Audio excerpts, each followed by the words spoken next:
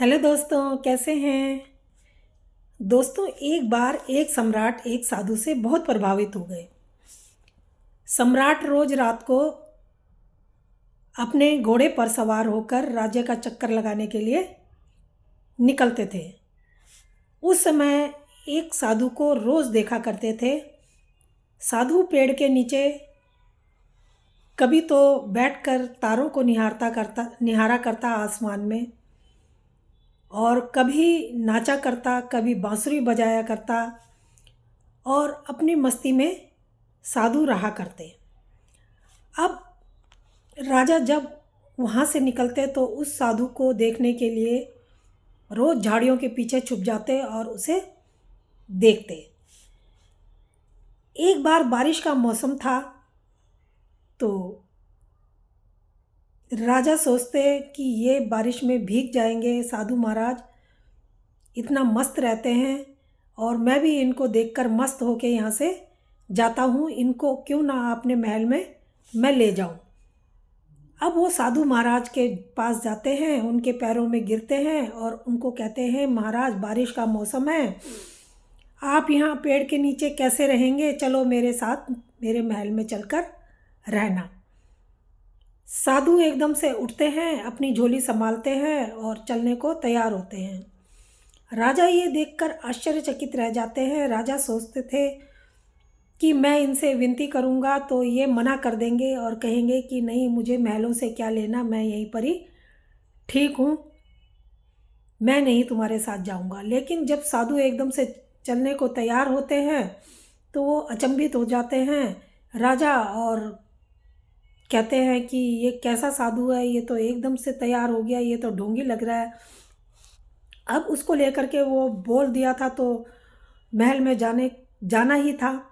साधु एकदम से अपनी झोली उठाते हैं और राजा के घोड़े के ऊपर, सम्राट के घोड़े के ऊपर बैठ जाते हैं, और उस दिन राजा को पैदल ही चलना पड़ गया था। अब राजा बहुत अचंभित थे और साधु को महल में ले जाते हैं। साधु महल में जा कर के वहाँ पर जाके ऐश की ज़िंदगी जीते हैं। मखमली गद्दे पर बैठकर बांसुरी बजाते हैं, मखमली गद्दे पर सोते हैं, और राजा को कम नौकर और साधु को ज़्यादा नौकर चाहिए होते हैं। राजा ये देखकर बहुत जल भुन जाते हैं, कहते हैं मैंने तो बेकार ही इसको यहाँ आने का कहा, ये तो कोई ढोंगी बाबा ही लगता है।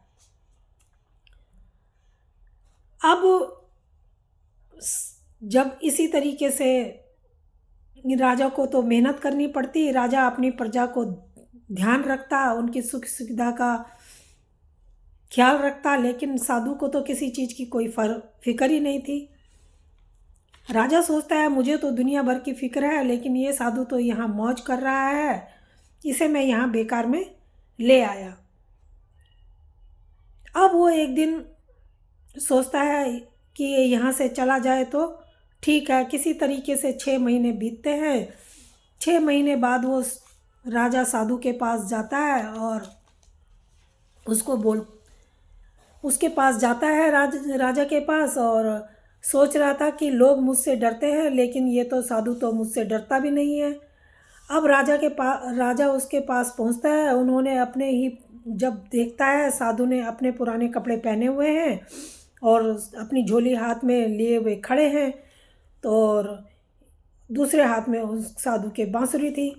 सम्राट ने कहा, महाराज चलें? तो उस साधु ने कहा कि हाँ चलते हैं। राजा ने कहा कि आपको मैं कुछ पूछना चाहता हूँ।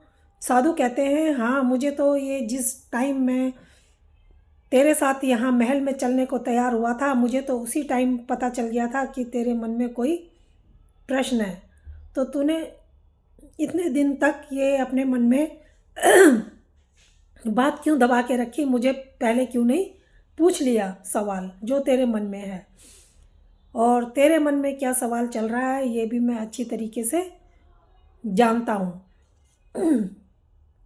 तो वो कहता है कि ठीक है बाबा, आप मेरे प्रश्न का उत्तर दीजिए। तो साधु कहता है, नहीं, यहाँ पर मैं इस प्रश्न का उत्तर नहीं दूंगा, तुम्हें मेरे साथ बाहर चलना पड़ेगा, मैं बाहर ही इसका उत्तर दूंगा। अब राजा जब आता है तो दोनों वहाँ से निकलते हैं। जब वो महल से निकलकर अपने गांव से वहाँ से बाहर निकलते हैं तो वहाँ पर सम्राट उनसे कहते हैं बस अब मुझसे आगे नहीं चला जाता, आप यहीं पर मेरे सवाल का जवाब दे दीजिए। साधु कहता है यहाँ पर नहीं, मैं आगे जा रहा हूँ, तुम चल सकते हो। किसी तरह राजा ने चलने की इच्छा जाहिर की और वो महल से आगे चलता है।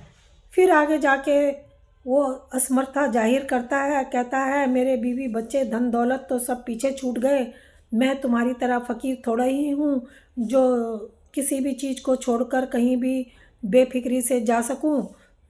तो साधु कहते हैं हाँ, यही तो फ़र्क है तुम्हारे में और मेरे में, मैं कभी भी कहीं भी जा सकता हूँ, तुम नहीं जा सकते। मैं तो उस वृक्ष के नीचे भी खुश था और तुम्हारे महल में भी खुश था,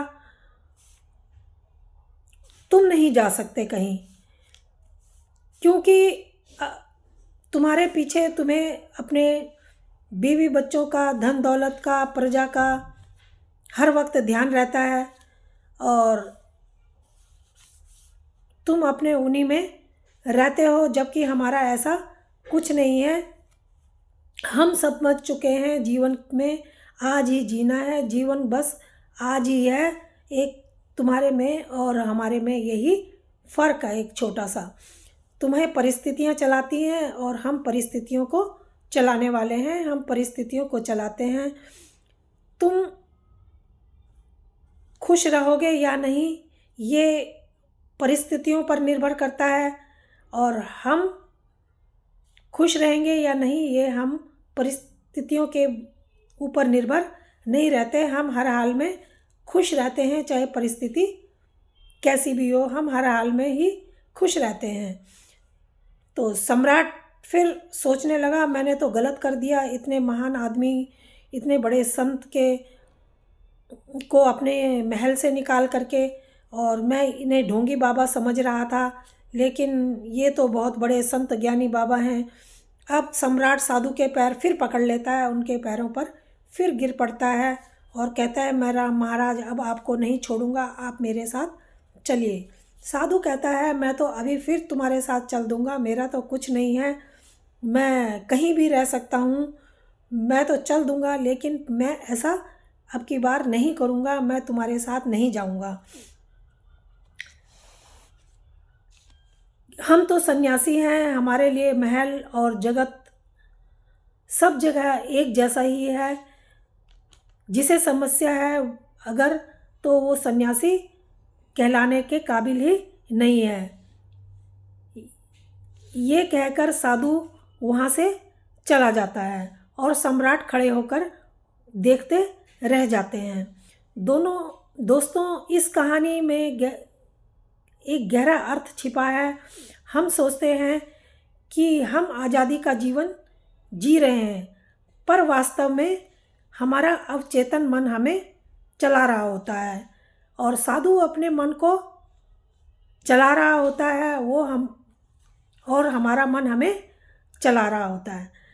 तो दोस्तों, ये कहानी कैसी लगी? अगर अच्छी लगी हो तो प्लीज़ लाइक और सब्सक्राइब ज़रूर करना। धन्यवाद।